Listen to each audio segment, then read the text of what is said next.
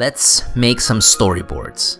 A storyboard is a visual organizer that helps you to see the movie at the beginning stages of production. It's usually made of fast sketches and drawings. It doesn't have to be amazing illustrations. It's just enough to identify characters and environments, and to be able to flow along the story. Speaking of good flow, hi, I'm Jeff, and these are my notes on making animations. If you like these, punch that subscribe button, please. Thank you. Okay, so in the next few videos, I'll explain what is generally included in this part of the production. You can greatly solidify your story this way, and further see your movie taking shape.